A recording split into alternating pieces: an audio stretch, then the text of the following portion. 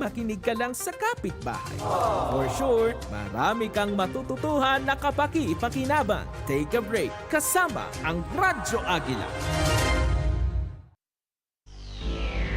Mga bagong kaalaman sa siyensya at teknolohiya. Alamin sa programang Pinoy Scientist. Tuwing linggo, alas 5 ng hapon hanggang alas 6 ng gabi. Pinoy Scientist. KBP Best Science and Technology Radio Program. Pinoy Scientist. Dito sa Radyo Agila.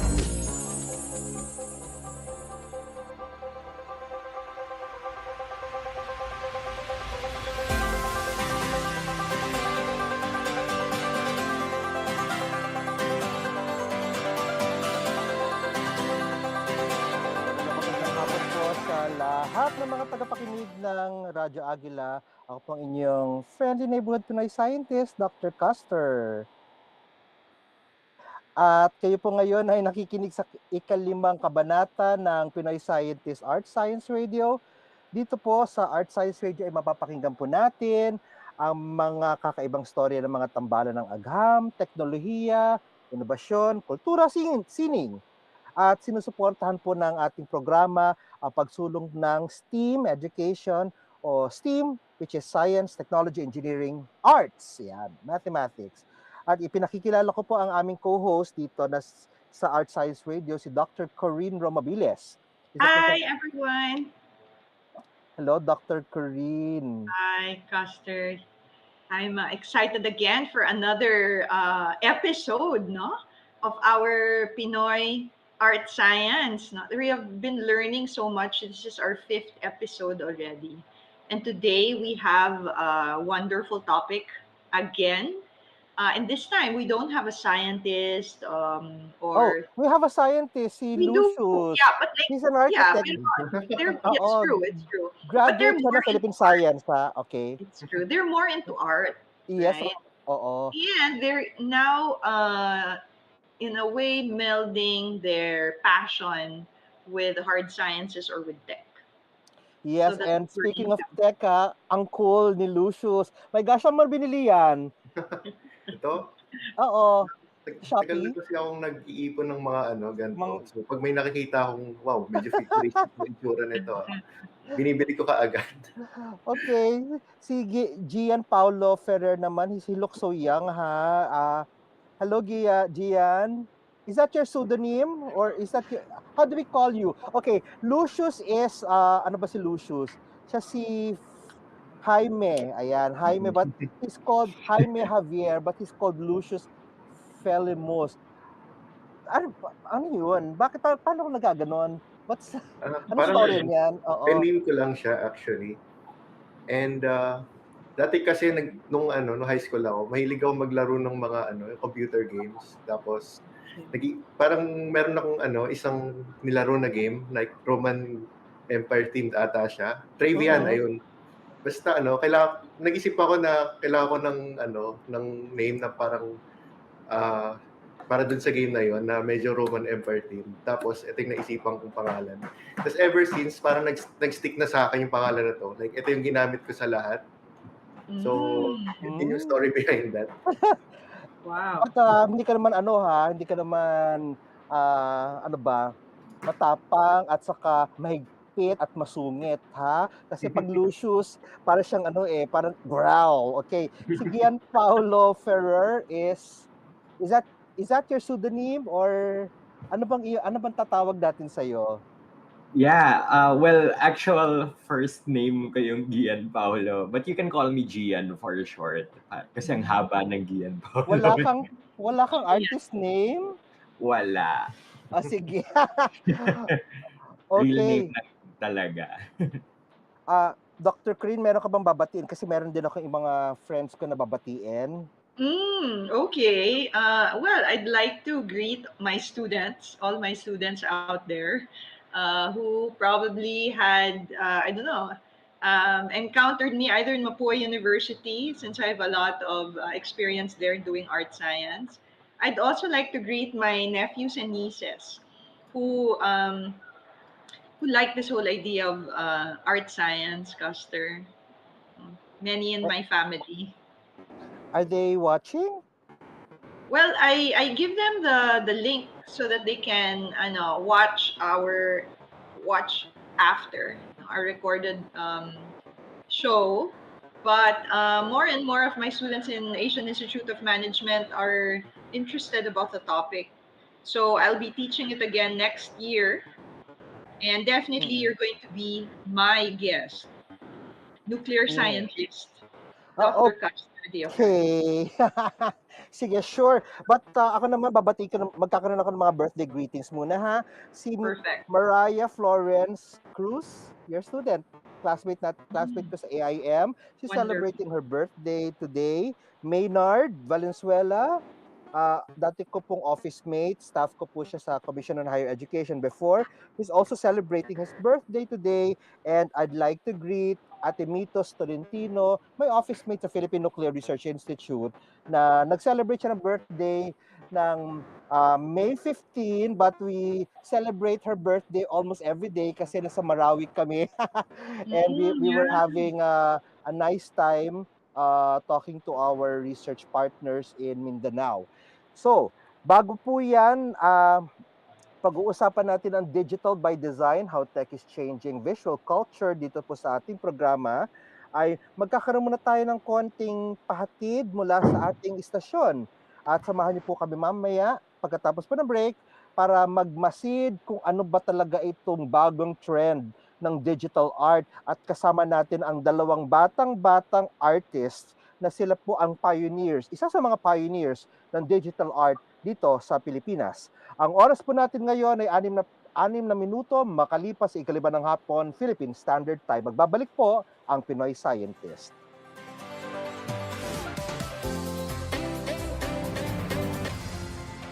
EBC, Eagle Broadcasting Corporation. Ito ang Radyo Agila. Responde sa radyo. Responde sa radyo. Alas 4 hanggang alas 5:30 ng hapon. Mapapakinggan sa Radyo Agila, DZEC 1062 sa AM band. At mapapanood via Facebook, YouTube live stream at sa Net25 online platforms. Responde sa radyo. Responde sa radyo. Mo ako, di kita iiwan. Kasangga mo ako, nasaan ka man. Kasangga mo ako, sa bawat saglit.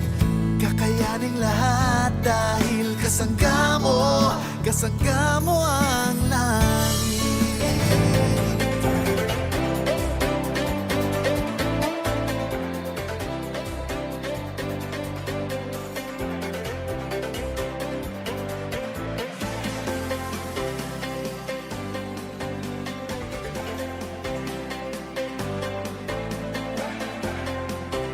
Okay. So tayo po ngayon ay nagbabalik dito lang po sa Pinoy Scientist, Art Science Radio. Ang ibaboses ko kasi ngayon ko lang naayos yung aking sound card.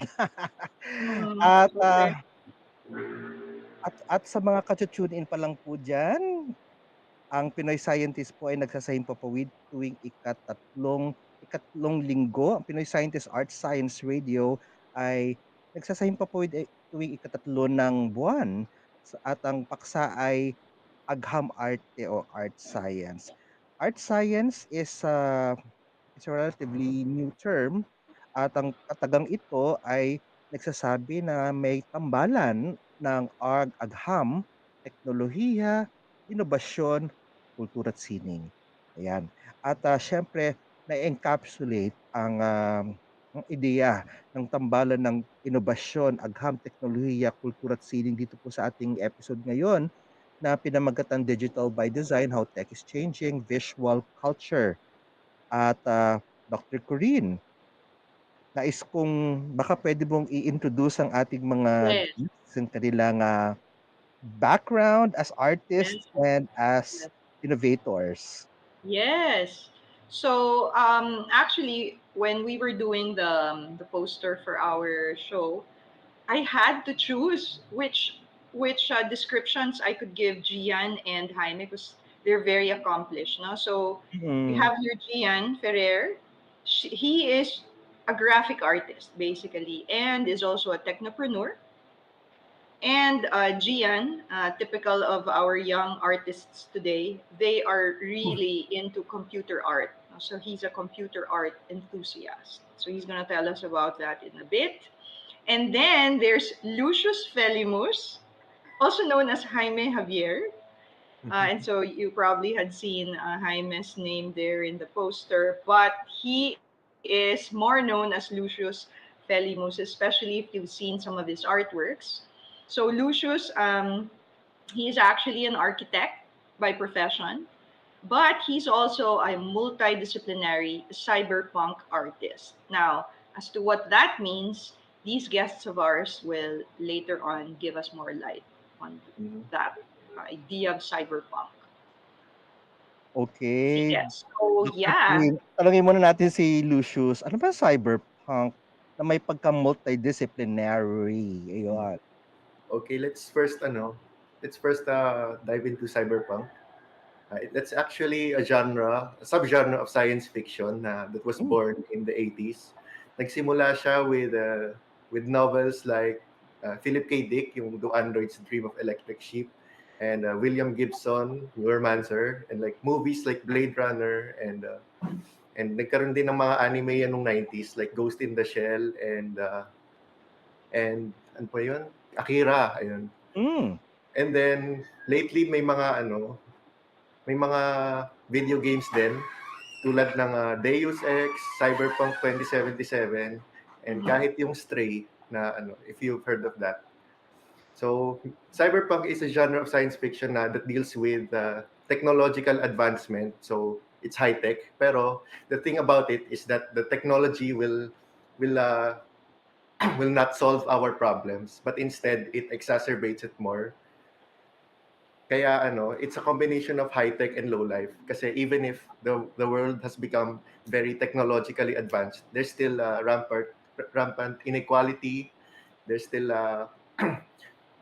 there's still poverty, and the world is still dystopian. But basically, everything is still everything has gone to hell basically. So there, and my art being a multidisciplinarian, I do many art disciplines. I'm Hmm. At first I started with photography back in 2019. So my project there was my challenge. The challenge to myself is to take pictures of Manila on what makes it a cyberpunk city in real life. Kasi usually yung Puro cyberpunk city, Tokyo, right? yeah, is Mm. puro Tokyo and Seoul and Hong Kong. Parang wala pang gumagawa ng Manila. So I took it upon myself to become this photographer. And But then then kailangan niya ng neon lights, right? At saka dapat matitingkad ng mga kulay. yes. Okay. Actually, that's part of cyberpunk kasi yung neon, it symbolizes the excess and the power projection of the mega corporations. Parang gusto nila shiny lahat so that people will buy their stuff para yun takaw attention. So dapat neon yung mga ilaw-ilaw sa mga signages ganon and sa mga products. Pero yung mas importante dito is yung technology, yung aspect ng Mm. high tech ganon. Kaya mapapansin mo sa mga photographs ko, mahilig ako magpunta sa mga Quiapo, sa mga palengke sa Quiapo na Okay. lalo na yung mga cellphone repair, yung mga nag-take apart ng mga gadgets tapos gumagawa sila ng bagong doon yung ginagamit nila para i-repair yung ibang gadgets. I think that's one of the essence of cyberpunk. Yung the street finds its own uses for things as quoted from William Gibson. And yun nga, isa pa sa mga theme ko is yung juxtaposition ng mga slums sa Manila against yung malalaking mega corporate buildings, if you've seen that. Actually, one of the slums I visited para dun sa project na yon is yung sa tapat ng alma mater ko nung Pisay. 'Di ba Mm. may area doon na Mas ano. tapat niya Scott, parang informal settlers doon. I think hanggang ngayon Mm-mm. ata eh. Oo. Ngayon parang dinidevelop na sila eh. Like may mga high rises na doon. So Mm. habang hindi pa dinedemolish, nagpunta ako doon, Ah. nagpicture ako doon. Tapos parang finrame ko yung mga slums. Tapos sa background niya yung mga yung malalaking buildings to show the yung disparity of the two realms. Okay. Dr. Corinne, ang babata nito but they talk and think like adults, no? Very Yeah. philosophical. I mean, ang mga Yeah. artists, I mean, I learned, okay, artists are not just, visual people, they're very philosophical. They, Yes. they come up with their own version of reality Mm-hmm. and bring it to the public for them to appreciate a different level of Yeah. of, of psyche or philosophy, which is really amazing. Yeah. And what's good is that in this case of Lucius, he's able precisely to translate that into visual image. What he has in his head or what he has in his feelings, no, his feelings. Mm. He translates that into digital art, and so that's when visual culture uh, adjusts, no. So before we used to just see billboards, but now we see digital art, and that changes the way by which people see things, right? But Mhm. Lucius ha, yung kay Ghost in a Shell, parang it's so empty. It's like a shell na Mhm. parang I feel so wala lang, detached and sad. Parang wala siyang redeeming value. Yun yung Mhm. nararamdaman ko pag pinapanood ko yung Ghost in a Shell. But anyway, Gian, ano naman ang iyong storya ng iyong pagka-artist, digital artist? Yeah, so ano naman ako, more on creative businesses. So Oh? kahit na graphic designer ako and usually puro digital artworks Mm, yung mm. ginagawa ko, ay talagang it's really more about like nagbebenta ako ng stickers, for example, sa mga events and stores. Tapos, in a way, pwede ko rin siyang i-integrate like digitally. So like for example, sa ginagawa namin ni Lucius na NFTs na medyo naging hot topic the past 1 or 2 years ay ayun, nagbebenta rin ako ng digital artworks as NFTs or like digital assets bale para we get to financially support din yung mga artists natin na we really like.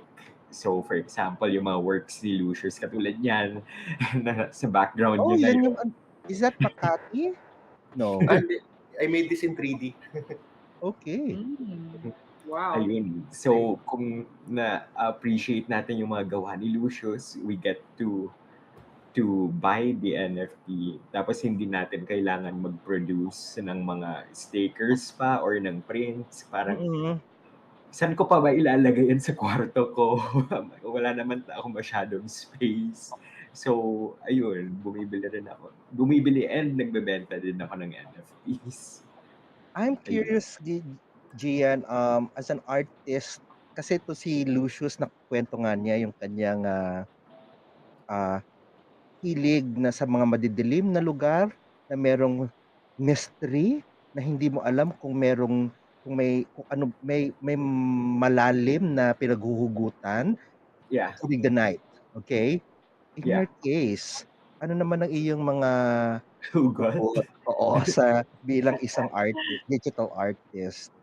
Yeah, yung I guess yung pinaghuhugutan ko is like how lahat na lang ng nakikita natin, for example, sa social media, sobrang curated or sobrang Mm. ganda. Dapat aesthetic lahat ng nasa Instagram or Facebook.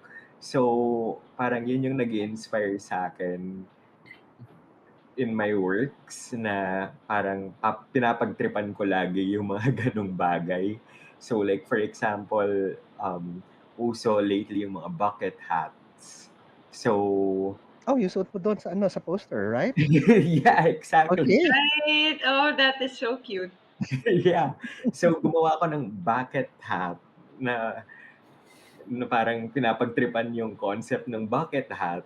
Kaya Mm. ayun, nagpagawa ako ng bucket hat and binebenta ko siya sa ano, sa mga stores nga. So, hindi siya in a way parang digital artwork or art na parang painting, pero like the concept of the product itself Yeah. for me yung art. Parang Yeah. pop art, Dr. Rin, no? Well, Yeah. it is pop art, yeah, but usually that connotes a movement during, I think, Mm. like the early 70s, like with Andy Warhol and Mm. and his gang. But then Gian's work is quite interesting because he makes products for everyday uses, like everyday art, and it's not just Mm. the typical hat that you probably can buy in SM, but Yeah. his is kind of artisanal hat, no? And Yeah. that's very nice for young people to engage in, like iba parang their style, you have the Mm. swag. Mm. What do you Dr. think? Rin, alam mo ba, feeling ko 'pag nagsasalita itong dalawa na ito, nalul nalulungkot ako sa kabataan ko. Bakit hindi ako ganyan? Nanonood lang ako ng TV, tapos mag-aaral ako, tapos ang saya-saya ko na. Ito sila, they have their own concept of the world that they're trying to create Exactly. and share to the people, 'di ba? Yeah. Just don't share our age, Custer. Yeah, magkaano kami. Ah, batchmates kami. Mm. To be fair naman, it's never too late sa mga buhay nating lahat. Correct. Sige, We're learning. pangaralan mo pa kami, pangaralan niyo pa. It's really alam mo, being an artist, Dr. Rin, is really kailangan hindi lang magaling ka magsulat, mag-drawing or mag-manipulate ng medium. You have to have a philosophy, and that's what we are seeing with these two kids. Kids talaga, eh. Yes, Doc Rin, Yeah, linis. yeah. Yeah, okay. So yeah, so earlier I was really just also insinuating in this whole idea of visual culture, no. Mm. So meron kaming isa pang tanong dito na paano binabago ng pagdating ng digital na teknolohiya ang larangan ng sining na pang-visual? No? So what do you think? How do you think this digital material, I must say, no, hindi siya oil on canvas, or it's not marble, sculpted marble, but like how do you think is the sensibilities affected? And earlier when Lucius was saying something about his juxtaposition, no, of, Mm, like, say the visual culture of what you see in the slums, no? Uh, dichotomy, oo. yeah, the dichotomy of that, and say BGC or something like that. No, like, how do you think is all this philosophy of yours affecting other people once you translate that philosophy into your digital art? How do you think does that affect people around you? Let's get Lucius insights muna. Yeah, Okay. Lucius. Sige, I'm gonna share something personal. So, and I'm gonna answer yung question kanina, like how does yung technology ng digital, affected my, kasi dati, believe it or not, wala talaga akong talent sa drawing. So dati iniisip ko na para maging artist ka, dapat marunong ka mag-drawing. And it's even weirder na beside graduate ako, pero kinuha kong course ng college is architecture. Eh sabi nila, kailangan magaling ka mag-drawing kung gusto mong mag-architecture, di ba? Mm-hmm. Kaya lang, yung edge ko over everyone else is magaling na, yung skill, yung knowledge and skill ko sa computer and paggamit ng programs. Kaya, yun talaga yung ginamit kong ace in the hole. I mean, kahit nung yung requirement sa amin sa architecture school is drawing. Mm. Yung ginagawa ko doon, ginagawa ko sa CAD, as in 14 years old marunong na ako mag-CAD. Tapos inaral ko pa yun ng inaral. Tapos nag-aral din ako ng 3D pagka-graduate ko ng high school agad para magamit ko rin yon para hindi ko na kailangan mag-drawing. Like, i-print ko na lang yung mga buildings, yung mga drawing. Tapos i-trace ko gamit tracing paper. So that's how I got through architecture school. Saan ka nag-architecture sa UP? Diliman? UST actually. UST, okay. And I'm currently undergoing my master's degree pagkabalik ko sa September sa UP. Sayang kasi pag-graduate na ako. Anyway. Kaya mo yan. Yung isa pa is yun nga, nag-aral din ako ng photography kasi parang meron akong idea na yung mga iniisip ko sa utak ko na gusto kong makakita ng futuristic Manila. Parang sa papel di ko talaga siya magawa eh. So inisip ko lalagay ko na lang 'yon sa photography muna para at least ma-envision ko yung nasa isip ko. And yung mga familiar places like yung Makati, yung BGC, yung Quezon City, kahit especially yung Cubao and Binondo, yung may mga neon lights. Like, picturean ko, tapos lalagyan ko ng futuristic na aesthetic sa editing. Tapos, yung parang ginawa kong art medium for 2 whole years. And then later on, nag-aral ako ng Blender nung 2021 ata. Tapos, yung background ko na nakikita mo ngayon, ginawa ko actually yan sa Blender. Yun yung pinag-aralan ko kasi parang gusto ko rin, kasi sa larangan ng cyberpunk, like, gusto ko rin magkaroon doon ng mga Manila pieces kahit papano. So, I took it upon myself din na lagyan ng Filipino culture yung mga mga artworks ko. At then pag neon, nalalagyan pa ba yan nagkakaroon pa ba ng Filipino touch? Di ba mahirap? Okay. Actually, I'm gonna show you something. Palitan ko lang background ko. Wait lang While we're waiting for Lucius, where do you actually see the NFT images? Is there like a site for this or Gian? Yeah, there's a site, no? And kumusta ang Philippine na NFT, ano ba yun? Ang tawag dito? NFT industry. Gian. Yeah. Well, for me personally, medyo maliit pa siya. In terms of like for artists, kasi for me, ang NFTs, it can be used for business, it can be used for artworks lang, and it's really up to the person kung paano nila gustong gamitin yun. Marami siyang use cases eh. Kasi NFTs is non-fungible tokens, right? Yeah. Oo. Yung concept niya, pwede bang, kasi I'm sure there's some na medyo, idaro natin Dr. Rin, medyo hindi pa alam kung ano NFT. Ako medyo, konti lang yung alam ko ng NFTs. Okay, explain muna siya and then we go to the marketing or the trend dito sa Philippines. So, yung NFTs, it's like,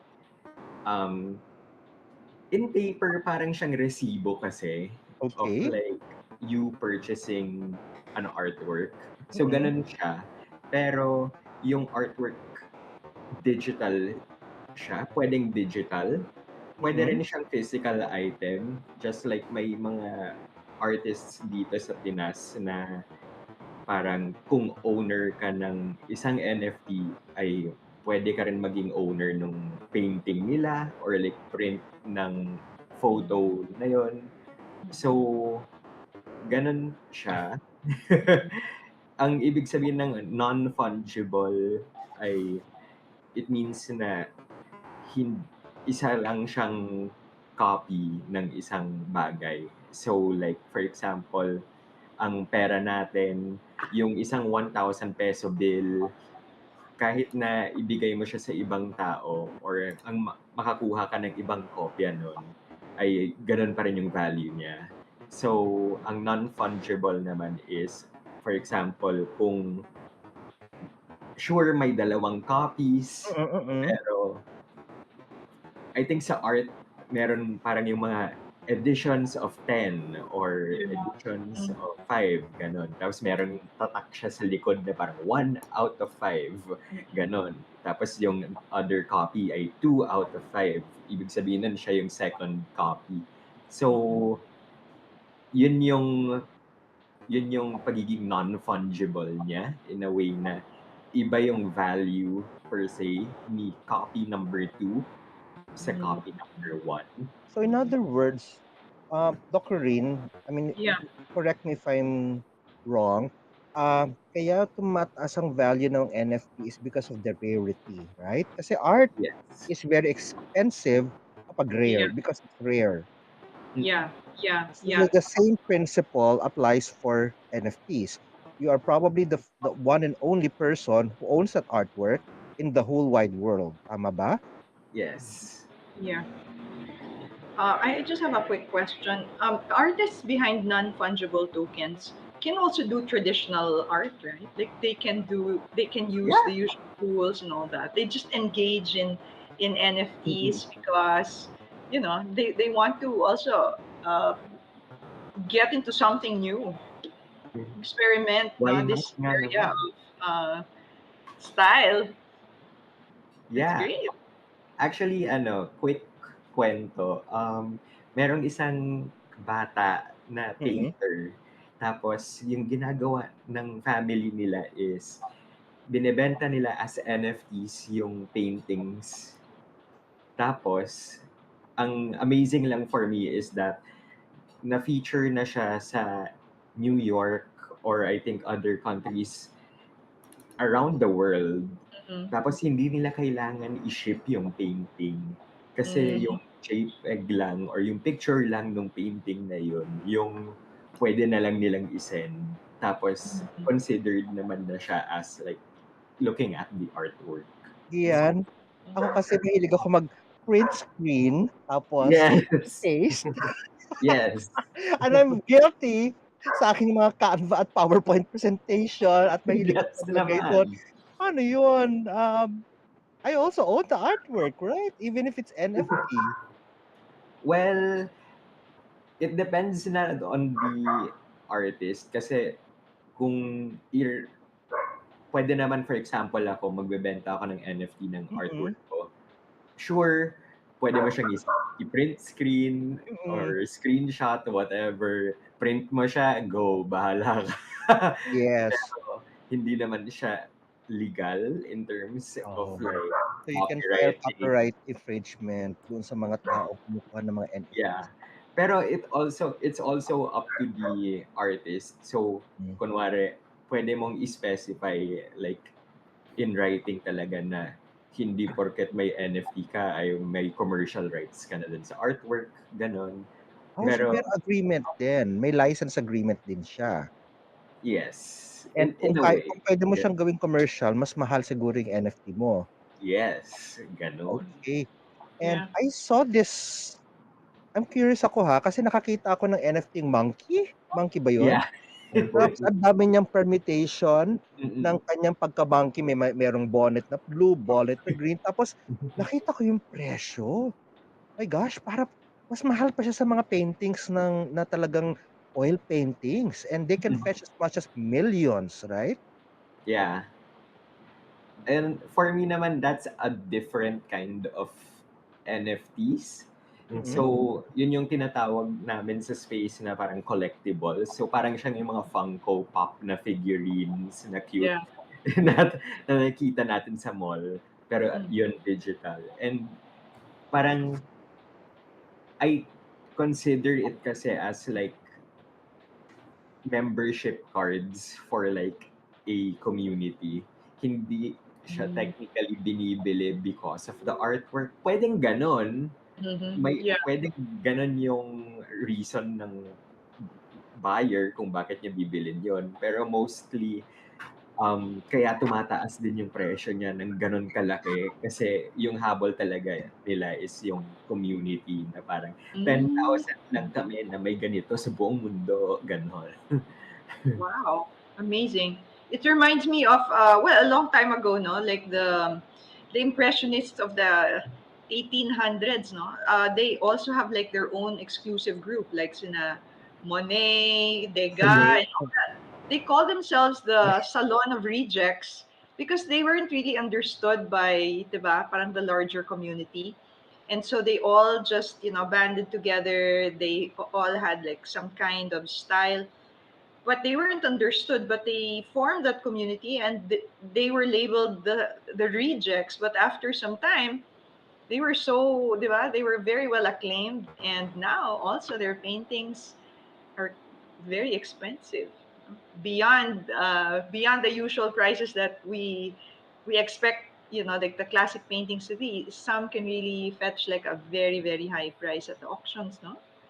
What can you say, Dr. Rin, dun sa background ni Lucius? Kasi we were, Yeah, I no, know. He was gonna tell us about it earlier. oo. Yeah, anyway, yung kung paano ma-incorporate yung Filipino culture sa cyberpunk. Was it that, di ba? Yes. Yeah, Tama. yeah. It's interesting. Anyway, That's what you have. this is the behind me is cyberpunk version of Rizal Park. Oh, You can see the Yeah. Oh yeah, there's Rizal. Oh my gosh, the monumento of the Luneta. Yeah, and if you look at the background, they are the Philippine companies, and mm. the neon signs are in Tagalog Baybayin. And I actually designed some of the Baybayin fonts that you see here. Kasi nakita ko rin may parang gap sa niche ng Baybayin art and typography design na wala silang futuristic. Karamihan sa kanila is traditional. Kaya I took it upon myself din na gumawa ng Baybayin na cyberpunk theme. So, ganun ko rin i-incorporate yung Philippine culture sa futuristic art. Doc Reed, Right. bilang teacher ng nation branding ha, may ano ang comment mo diyan? Kasi I find it very interesting kasi it's futuristic. It's Yeah. also it's commercial. I mean, it shows the growth economy ng Philippines. At the same time, andodoon yung mga elements ng being Filipino. Yeah, yeah. Actually, I must confess that when I was still teaching in Mapua, I refused to teach technology in the arts because I said, I'm a humanities teacher. I can't even, like finish an entire timeline of I don't know what for the past I don't know how many centuries. But then now, as I see Lucius and I'm really engaged in this kind of conversation, I realized that precisely art is very democratic. No? If Mm. this is a way that young Filipinos today, millennials, would like to express their Filipino-ness, then that's great. No? Um, and I wouldn't just really limit myself to ano more solo or I don't know like 13 moderns of the Philippines. Well, that's why Custer, I'm beginning to really like this program. We're all learning a lot. Congratulations, Lucius. I love your work. Thank you. Thank you. And yung Ah, attempt niya ng baybayin, I mean, who would I who would be know. so brave to change, to give a twist sa something that is what, centuries? Correct.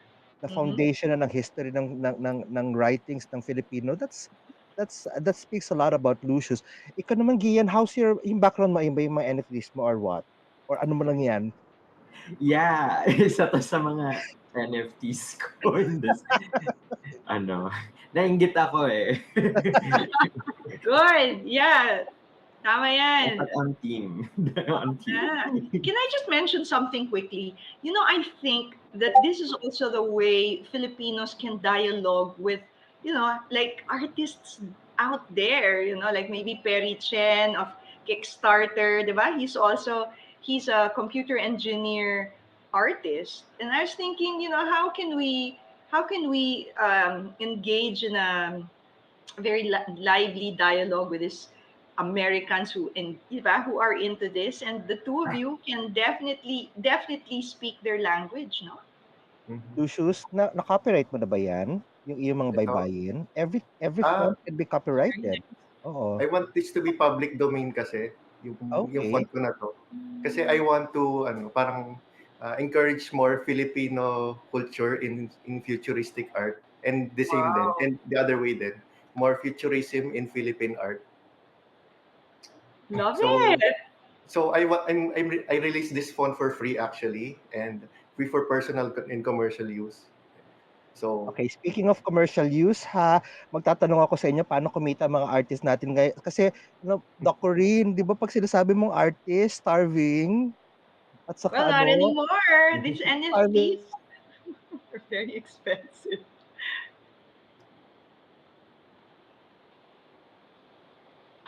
Custer, parang nawala ka. Your audio Oh, disappeared. hello. There you Yes, go. okay. Yeah, perfect. Ano ba itong mga NFTs na ito, or itong bagong teknolohiya na ito mabibigyan ng additional na income at sustainability? At bago natin sagutin yan, ay mag-break muna tayo.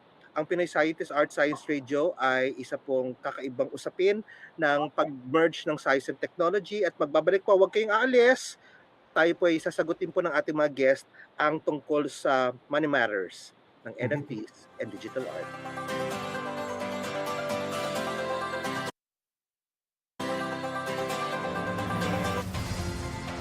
EBC, Eagle Broadcasting Corporation. Ito ang Radyo Agila.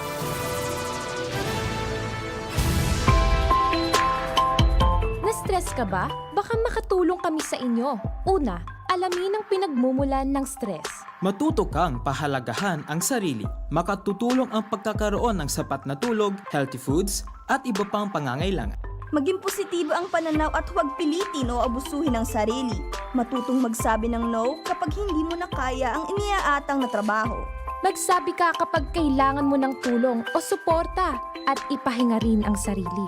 Take a break and relax din paminsan-minsan. Magkaroon ng healthy lifestyle at higit sa lahat, prayers. Paalala lang po mula sa Radyo Agila, dahil mahal namin kayo.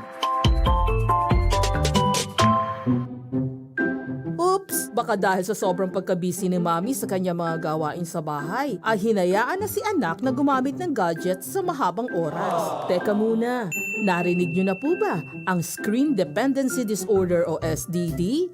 Ayon sa pag-aaral, ang Screen Dependency Disorder ay isang kondisyon sa mga bata kung saan nakararanas sila ng addiction o labis na pagkahumaling sa screen time o sa paggamit ng gadgets. Tinatawag din itong Modern Age Health Challenge para sa bata at mga magulang. Alam niyo ba na sa sobrang paggamit ng gadgets, may possibility na magkaroon ng masamang epekto ito sa pag-iisip ng bata, kasabay na rin ng problema sa kalusugan. Ayon sa mga developmental pediatrician, pwede ding makaapekto ang sobrang paggamit ng gadgets sa pakikitungo sa kapwa dahil mas maraming oras ang nagugugol sa gadget at nakapokus lamang dito. Sa katunayan, ayon sa American Academy of Pediatrician, hindi dapat na ipagamit ang gadgets sa 2 years old na bata. Ang mga 3 to 5 years old naman ay 1 oras lamang kada isang araw, habang 2 oras araw-araw sa edad 6 to 18 years old. Huwag po nating ipagwalang bahala ang paalalang ito, at ito ang dapat mong malaman.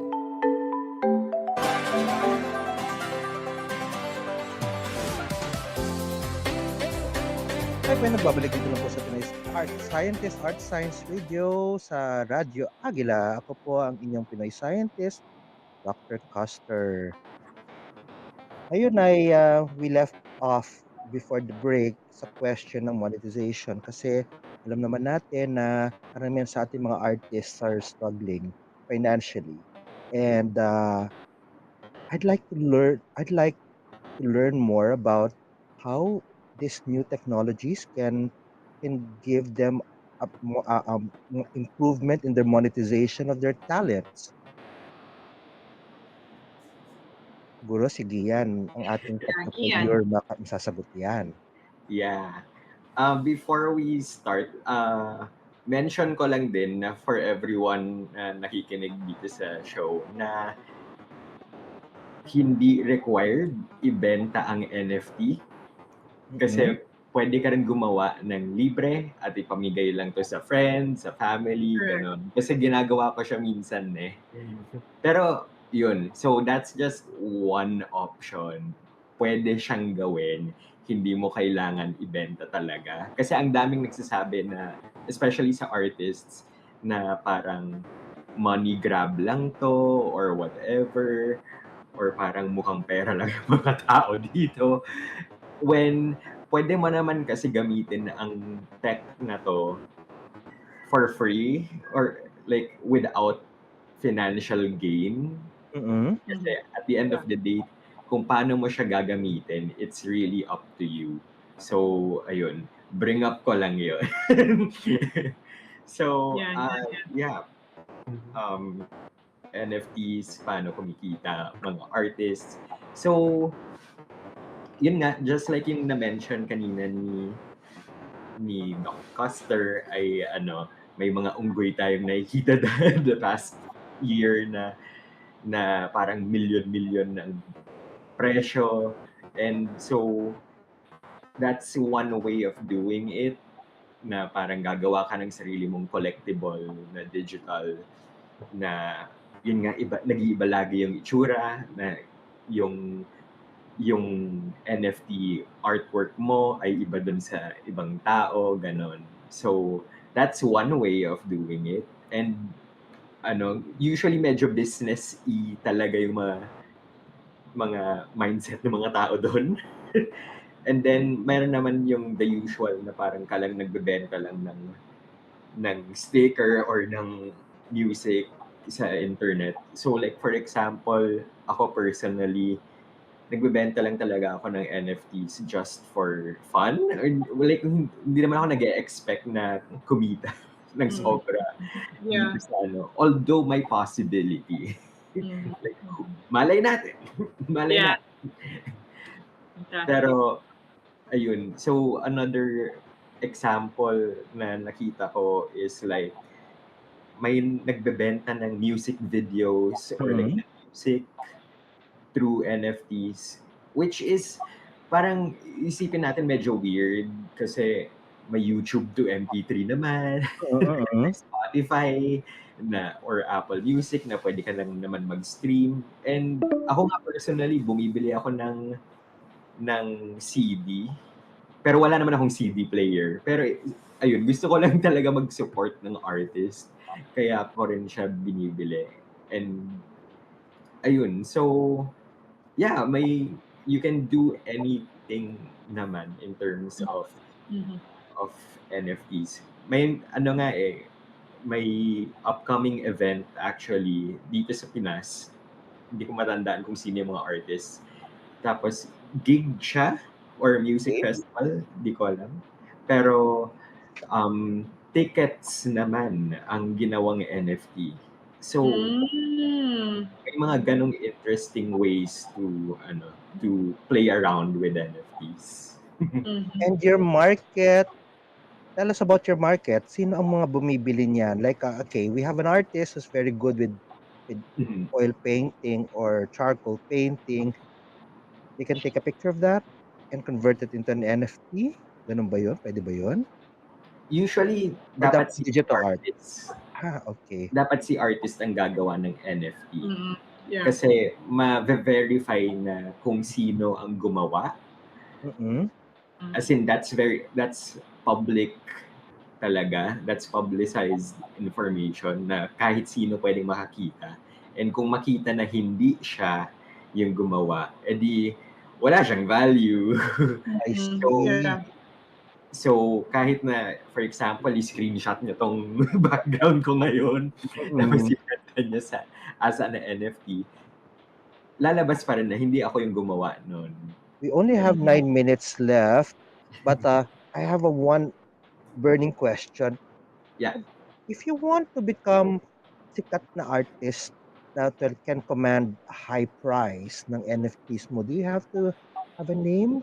Or anybody can be an artist, digital artist? Do you want to answer that, Lucius? What's the question again? If you want to command a big price or sumikat bilang isang digital artist, yung mga trabaho, maraming kumuha or mag-adopt nun, you really need to have a name when you start. Kasi ngayon, mga artists natin, They can command high prices pag ito yung mga talagang nakikita mo sa Cultural Center of the Philippines na nag-exhibit or nag-exhibit pa sa Spain. But this Ah, time, is it a more democratic, inclusive, competition platform? I think it depends on the ecosystem kasi there are some marketplaces like Foundation, especially on the Ethereum blockchain, where you have to have like a name or a reputation that precedes you before you get any sort of recognition Mm-mm. or sales sa ganung platform.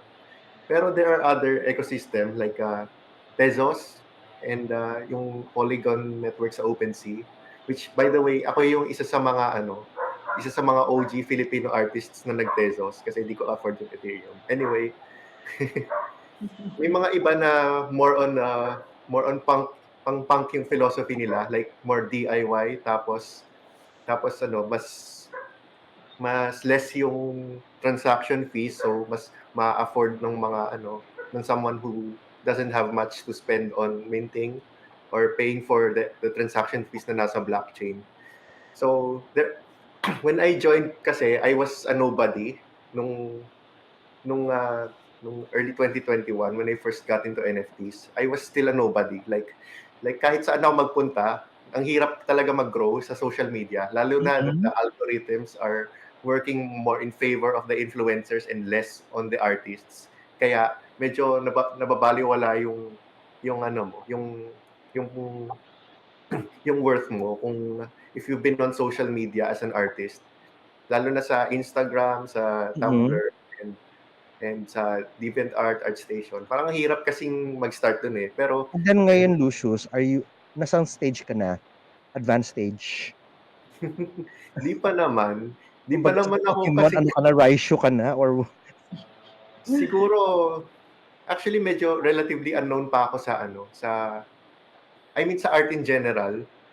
Pero sa Tezos community, parang mm-mm. I have some followers there na medyo high profile na. So doon ko talaga na-build yung community ko Alright. sa NFTs. Doon Galing. talaga ako nag-boom yung art career ko. Kaya ngayon parang kaya ko nang maka-afford ng Artist nung ka na ba ngayon o architect ka pa rin? I'm both actually. Okay, good. So Sige. I'm How working two cool is careers. that? Yes, a polymath. Okay, so hingian natin ng huling mensahe si Gian before Corinne, you can synthesize and say something about what happened yung ating usapan today. Gian, what's your final message or something that will inspire people to get into digital art and maybe collaborate with you and Lucius? Yeah. Yeah. Kahit na mukha siyang intimidating, Mm-mm. kailang always remember na may community locally.